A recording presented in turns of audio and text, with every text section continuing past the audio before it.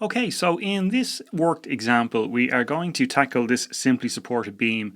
Now this beam is subject to a range of uniformly distributed loads. It's got a point load of 200 kilonewtons at C, and it has a counterclockwise moment at the free end of the cantilever at E. So the first thing we sort of spot when we look at this beam here is that it is statically determinate.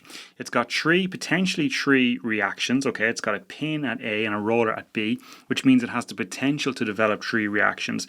And since we have three equations of equilibrium for a 2D structure like this, we know it's statically determinate. So we can jump straight in and start calculating what the reactions are. So let me just sketch on a couple of reaction arrows here just so we all know what we're looking at. So we've got VA here, which we have to work out, and we've got VB here. We could potentially have a horizontal reaction at A, but since there is no loads applied to this structure that have a horizontal force component, we can say by inspection that the reaction at A is going to be zero. The horizontal reaction at A is going to be zero.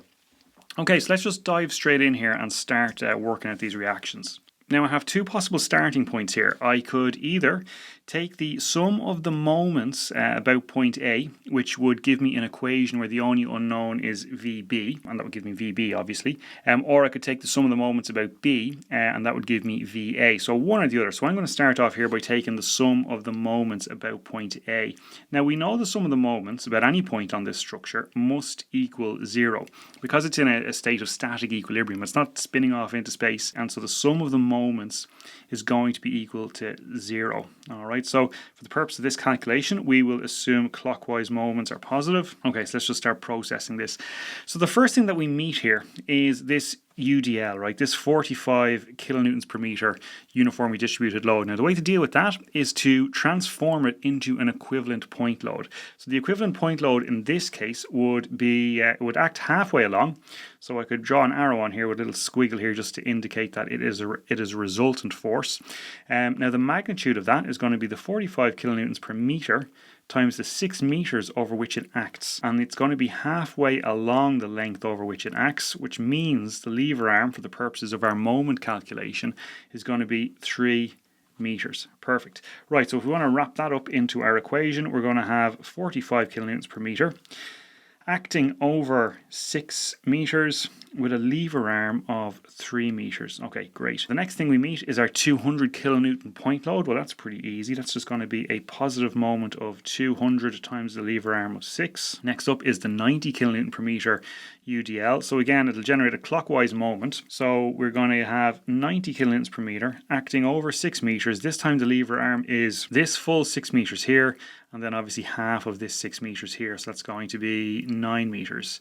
We can add then the UDL, the 175. So that's going to be 175 acting over 6 meters with a lever arm of 6 plus 3 is going to be 15. Next up is VB. Now VB is the first force that we meet here, which is going to generate a counterclockwise moment. So it's going to be a negative VB times its lever arm, again, is going to be 15 meters. So that's VB times 15. And of course, don't forget the moment on the end here. A moment doesn't obviously have any lever arm. It just appears in the moment equation, right? So it's counterclockwise, so it's going to be a negative 400. And we know all of that is equal to 0.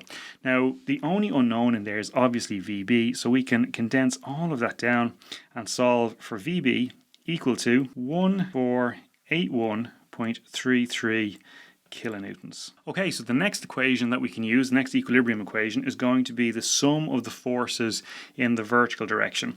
So we'll tackle that one next. So we'll just say here the sum of the forces in the y direction of the vertical direction, that is also equal to 0, and I'm going to assume upwards pointing forces are positive. So one thing to point out here before I move on is when I drew on these arrows here, right? So when I drew on this guy here and this guy down here, I drew them pointing up, right? So in doing so, I was assuming the direction that those two reaction forces were going to act. Now in this case, it's pretty straightforward, it's pretty obvious. There are of course going to be reaction forces pointing up. It's not always that obvious though. Now one thing to note here is because VB evaluated, this guy down here, because this evaluated to a positive number, that means the direction that I assumed for VB pointing upwards was correct. Had that evaluated to a negative number, all that means is that the actual direction of VB in this case would be the opposite to what I have initially assumed. So keep that in mind. You always have to just make a guess here when you're drawing on these reaction arrows, but your guess is confirmed when you get your number. When you get your number out at the end, it's either going to be positive, in which case your guess was correct, or negative, in which case you just got to flip the direction. Okay, so with that said, let's move on here and work out the sum of the forces in the y direction. So we have VA minus the 45 times 6 minus 200 minus 90 by 6 minus 175 by 6 plus VB, which we've just worked out, which is 1481.33, and that all equals 0. Of course, the moment on the end, that 400 kilonewton meters, doesn't feature in a force equation, obviously, because it's a moment. So the only unknown here is VA. So we can say here that VA is equal to 578.67 kilonewtons, and again evaluates to a positive number, which means the direction we assumed, which was pointing upwards, was correct for VA. Okay, so we have both of our unknown reactions now calculated. So the way we're going to tackle this particular example is we're going to work out equations that describe the shear force and bending moment for each different region in the beam. Now, in the next example that follows this one, we will basically implement a more streamlined, faster way of building the shear force and bending moment diagram. But as a sort of a starting point here, I want to sort of do it the, let's say, the more meticulous way of making cuts in our structure in the various different regions of our structure, and then evaluating equations, polynomial equations essentially, which are going to describe the shear force and bending moment diagram. And we can string those equations together, and that will give us a shear force diagram and a bending moment diagram for the entire length of the structure. Okay, but keep in mind, this is not typically how you're going to do this. You're going to construct these, because essentially all you end up with at the end of this process is a series of equations, which really aren't very helpful unless you start plotting them, and plotting equations by hand is no fun at all. So you really need a way of plotting these equations to make them useful. Whereas in the second example that we're going to move on to after this one, you'll see a much faster way of doing this, of sketching the shear force and bending moment diagram. Okay, so let's crack on here. So I said we need to break this structure up into regions or segments, right? So that's basically, essentially what I'm trying to do is identify every distinct region in this structure where I'm going to need an equation to describe the shear force and bending moment diagram. Obviously, the shear force and bending moment are going to be influenced by the presence of loads. So as I move across the beam from, let's say, point A over to point E, I'm essentially looking for anything that's going to cause a change in my shear force diagram or my bending moment diagram. And really what that means is I'm looking for changes in the loading on the structure. Every time I hit a new change in the loading on the structure, that's going to signify the start of a new region. And so I'm going to need a new equation in order to describe the shear force diagram and the bending moment diagram, because I've hit a new load, right, which is going to cause a change in the shear force and bending moment diagrams. So what we're going to do here is break this thing up. So let me bring in an image here which shows the different sections that we're going to take. Okay, so take a look at this guy here, right? I've got 4 different section marks drawn onto this beam, and what that tells us is that we have 4 different cuts that we're going to make in our beam structure, which will reveal the internal shear force and bending moment, and then we'll evaluate equilibrium of the substructure to the right or to the left. It's up to you. I'm always going to be evaluating the substructure to the left of the cut. But before we get on to that, let's just have a little think about why I have put these cuts in these different locations, right? If we imagine a sort of a datum line here, so we're always measuring from this vertical line here, we're measuring to the right, okay? So if I come along here, first of all, I'm going to have a cut somewhere in this region between A and C, okay? So that's going to give me the shear force diagram and the bending moment diagram in that region. So that's sort of straight away, we know we have to have a cut between A and C, and we're calling that that section cut, section 1-1 here, right? So that's our first cut. So then we come along here, right, and we say, okay, keep moving to the right, keep moving to the right. Then we hit this 200 kilonewtons. So if I'm measuring from this datum line here, right, I'm measuring out some distance x, and that distance x gets me to 1, the section cut line 1, 1. The equation that I get as a result of that cut, the equation for the shear force in the bending moment diagram, it will only know about this 45 kilonewtons per meter. It doesn't know about this 200. Once I move to the right past that 200 kilonewtons, well, now I need a new equation, okay? Because the equation that I got, the two equations I got for shear and moment from cut 1 knew nothing about the 200 kilonewtons, right? And so once we get past that, I need another cut that's going to capture the influence of that 200 kilonewtons. That's going to take that 200 kilonewtons into account. So that's where I have cut 2. Now, cut 2 is valid, the two equations that I get as a result of cut 2, and we'll see how we get those equations now in a second. But the two equations I get as a result of cut 2, those two equations, they know about the 45 kilonewtons per meter, they know about the 200 kilonewton point load, and they know about the 90 kilonewtons per meter UDL. So they can capture the influence of all of those different loads. So those equations are going to be valid, those second pair of equations are going to be valid between C and D. But now we keep moving to the right, okay? So we keep moving to the right, and then we hit this new UDL, this new 175. So the second pair of equations that I got as a result of cut 2, they don't know about the influence of this 175. And so once I hit the 175, I need another cut, which is section cut line 3. So the two equations that I get as a result of making the cut 3-3, we'll know about everything to the left but nothing to the right, okay? So when I keep moving to the right, the next load I hit happens to be a reaction. It's not an externally applied load, it's just a reaction. Nevertheless, it's still a force that's going to have its influence represented in the shear force and bending moment diagram. So once I get past B here, to the right of B, I need another cut. So that's where the fourth section line here, 4-4, comes in. So what this is really saying is, for me to fully represent the shear force and bending moment within this entire structure from left to right, from A all the way down to E, I'm going to need 4 different cuts, which is going to give me 4 pairs of equations, because there's essentially 4 different regions within this structure where we need a new set or a different set of equations to describe the shear force and bending moment. So now that we know we need 4 cuts, all we have to do is make the cuts. That's going to give us 2 substructures. Let's say if we focus in on cut 1-1 here, if I make that cut and split the structure at that cut, I'm going to get the structure to the left of it, the substructure to the left, and the substructure to the right. I can consider equilibrium of either one of them, and that will give me a valid set of equations. Now, as a sort of a matter of habit, I'm always going to be measuring from the left and then considering equilibrium of that substructure to the left of the cut. So with all of that said, let's crack on here and look at substructure 1, or the equilibrium of substructure 1.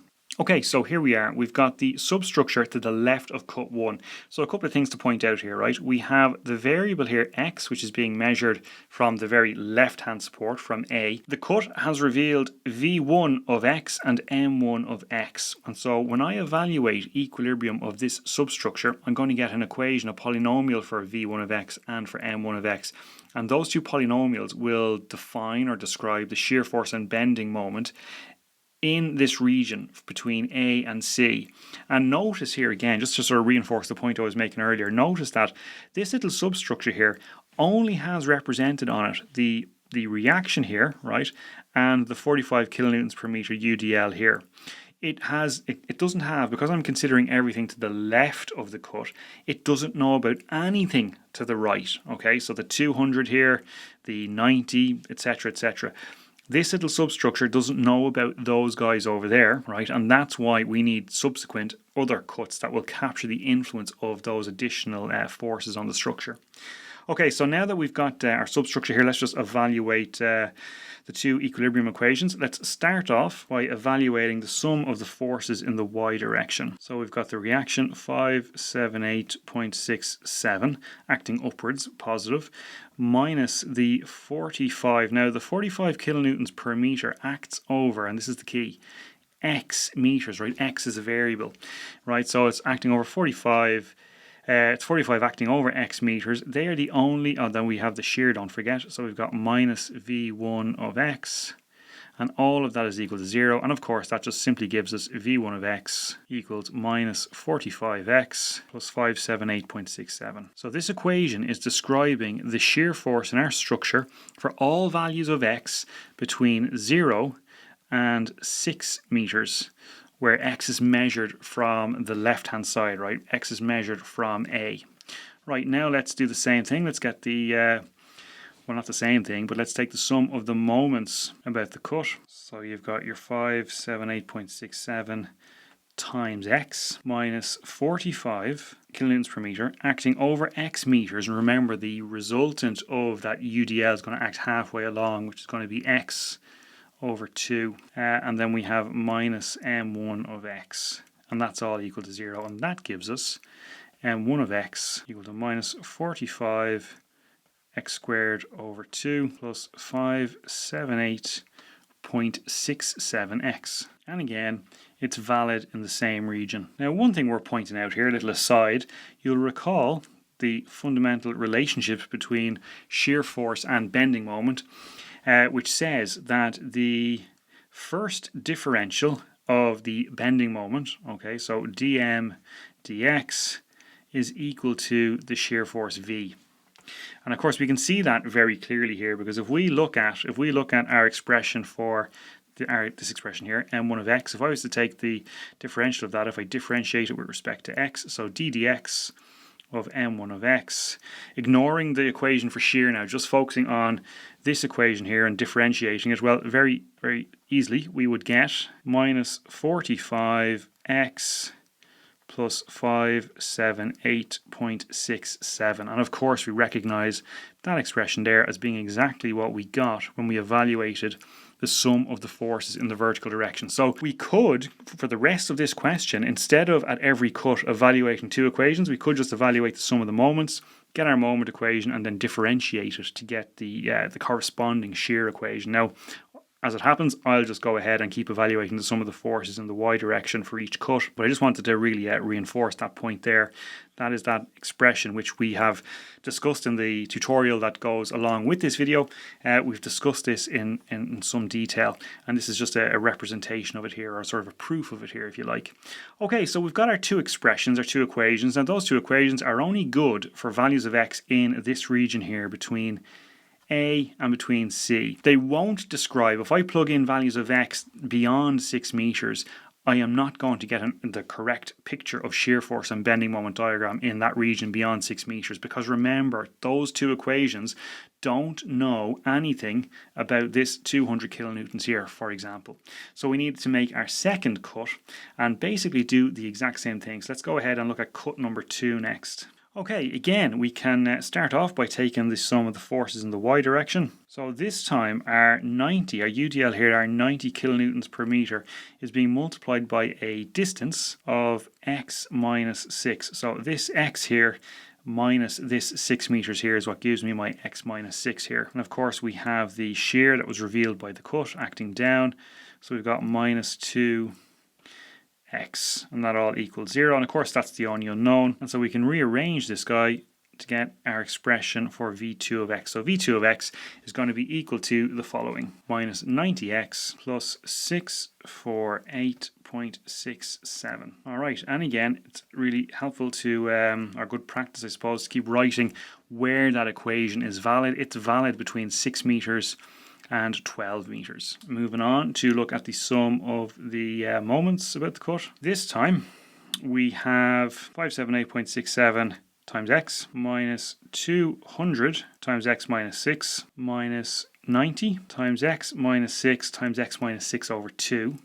So let's just put that down as x minus 6 squared over 2 minus 45. Now the 45 acts over 6 meters, and its lever arm is going to be this guy here, x minus 6, and then add 3 to that, so it's actually going to end up being x minus 3, and we'll have minus m2 of x equal to 0, and then just rearrange for m2 of x. So we're going to get minus 45 x squared plus 648.67x plus 390. Okay, and so the process continues and we move on to cut number 3. So hopefully now you can see as we look here at substructure, or the substructure to the left of cut number 3, you can see that every time we've made a cut and considered that substructure, our cut has, each new cut has captured the influence of another loading element. So this, in this case, it's the 175 kilonewtons per meter.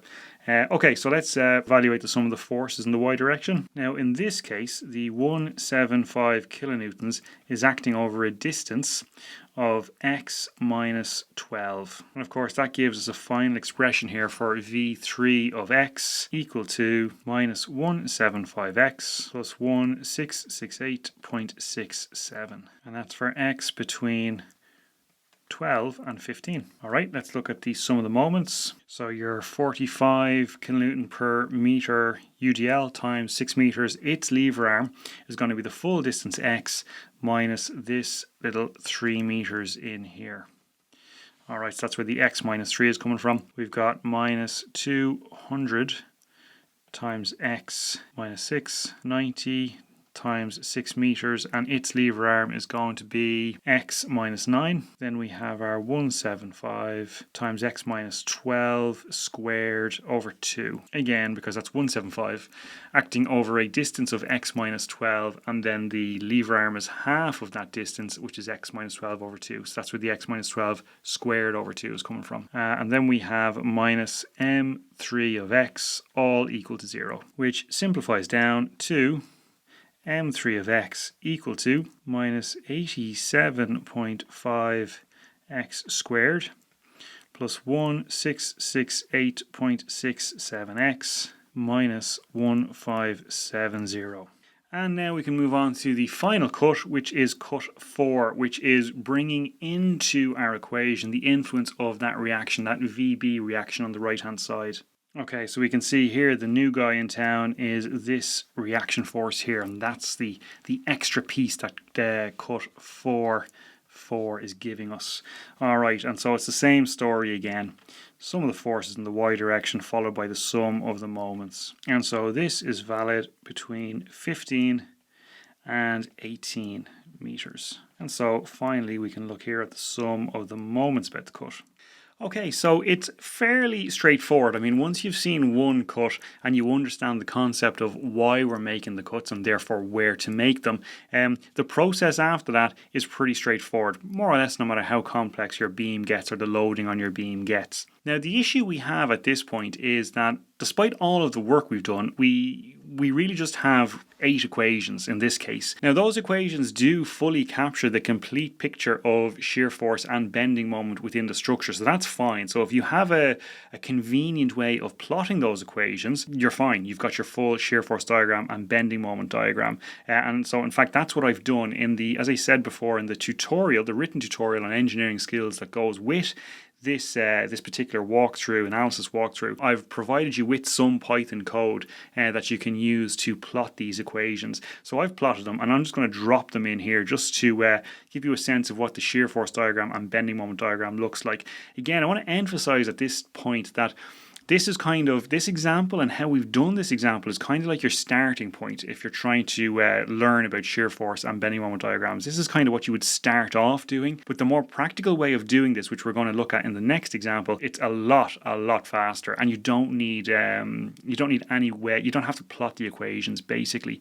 You're just going to sketch the shear force diagram and bending moment diagram and then use discrete cuts in the structure to confirm your assumptions that you've made when you were sketching the diagram. But I'm getting ahead of myself. We'll get onto that now in the next example. Then we just drop in here the shear force diagram and bending moment diagram that results from actually plotting these equations. So if you go ahead and plot the equations, you're going to get something like this. This is your shear force diagram on the top here. So this guy here, this is the shear force diagram, and this is the corresponding bending moment diagram. Now, depending on how well at this point you understand the relationship between loading and shear force, and then the relationship between shear force and bending moment, which again we've discussed in some detail over in the tutorial, you'll be able to look at this loading diagram and be able to map down and understand exactly the shapes that you're seeing here in this shear force diagram. And similarly, you'll be able to map from the shear force diagram down into the bending moment diagram. And that's really at the heart of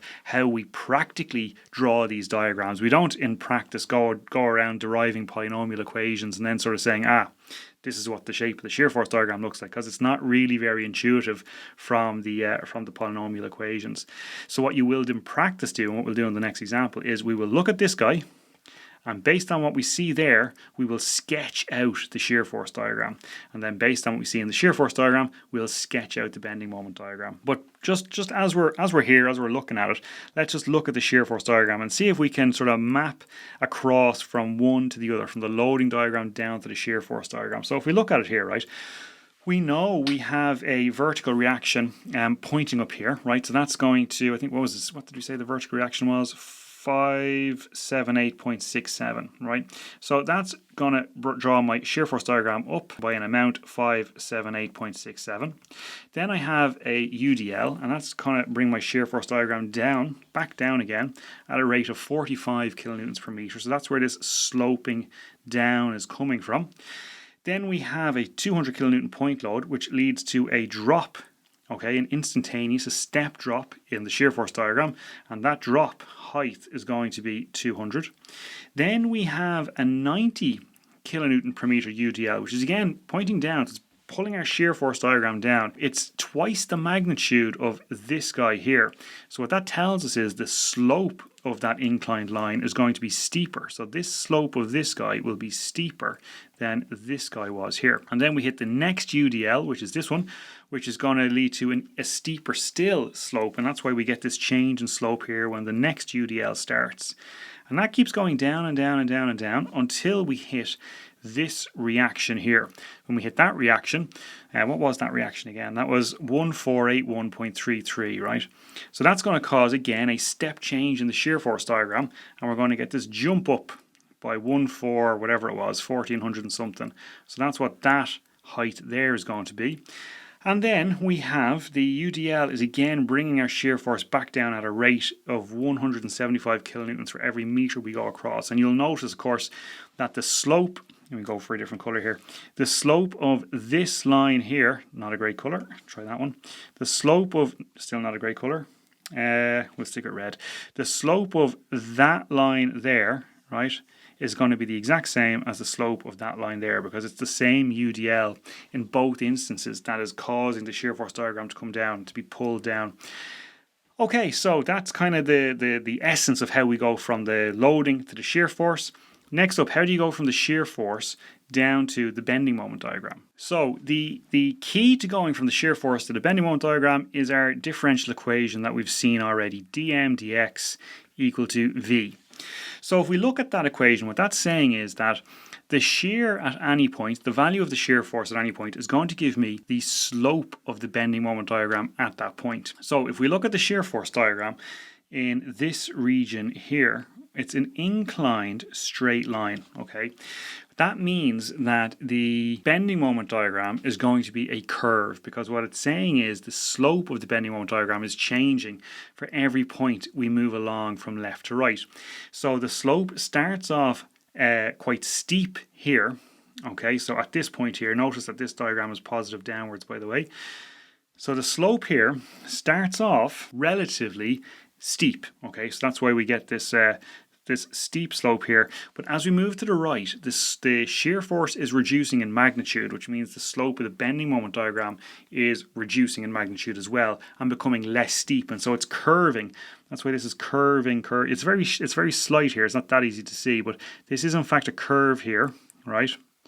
Down to that point there. The next thing that happens is we get a point load comes on. So with the point load coming on, we get a change in the slope of that bending moment diagram. And immediately to the right of the point load then, we can see that what's happening to the shear force, it's continuing to reduce, right? So we get an instantaneous change in the slope at this position here, because remember we had a point load coming on there. And then to the right of the point load, we see that the shear force has dropped down significantly, a step change in shear force, and then it's decreasing linearly down to 0 here, right? So that's a really important point. That point of 0 shear corresponds to a point in the bending moment diagram where the slope of the bending moment diagram is 0. So that means we have a local maximum, because if I take a tangent to the bending moment diagram at that point there, it will be a horizontal line, right? So that's a local maximum. Where the shear force is 0, we get a local maximum in the bending moment diagram. And then to the right of that local maximum, or where the shear is 0, now we see that the shear force has become negative, okay? And so it's increasing negatively. So what that means is the slope of the bending moment diagram will change, okay? So it's now sloping in the other direction, and that slope is getting steeper and steeper and steeper as we move to the right, because the shear force is getting larger and larger and larger. And so that's why you're getting this curve to the right, okay? And it's curving up, curving up, curving up, all the way until we get to this point here. Now, at that point there, what happens is we have another change in the shear force. This time the shear force takes a big jump, so it changes sign as well, right? So what happens is the slope of the bending moment diagram now changes sign, so it starts to slope the other way. So instead of sloping up like this, the slope changes sign, and it's again quite steep. So it goes from a large magnitude negative number down here to a large magnitude positive number up here. So that means it starts to slope the other way, right? So we start sloping down this way. Again, the shear force is reducing, getting closer and closer to 0 as we move to the right, which means the slope of the bending moment diagram is getting closer and closer to 0, so closer to horizontal till we get to here. And we know that at this point we have a load, or a point moment of, what was it, 400. So we know that that's 400 there because a moment was applied at that location.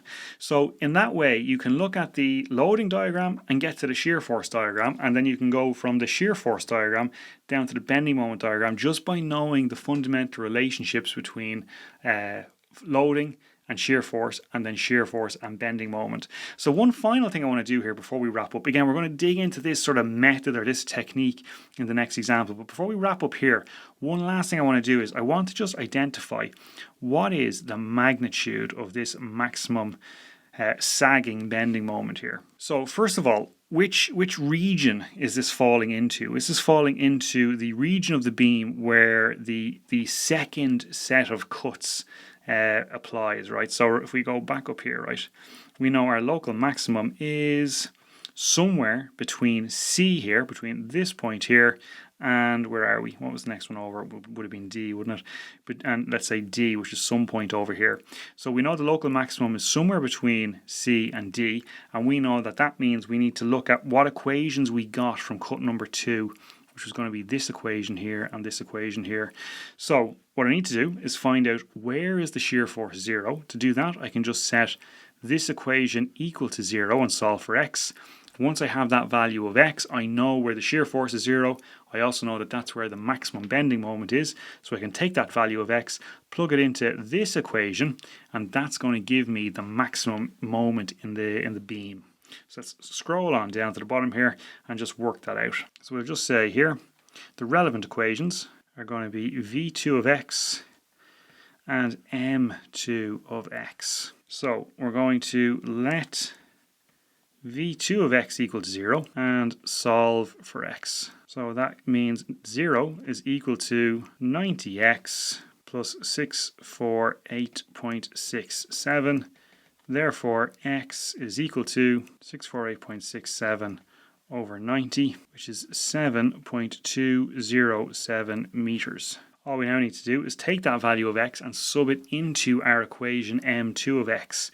So we'll say that m max is equal to m2 at x equal to 7.207, which is equal to minus 45x squared, which means 7.207 squared, plus 648.67x, which is again 7.207, plus 390. And so we can say that m max is equal to 2727.6 kilonewton meters. So let's just take that number and go back up to our graph. And does that make sense? Yes, it does, because if I take that maximum value and I trace it across, it's going to be about 2700, which is what we would expect, 2727.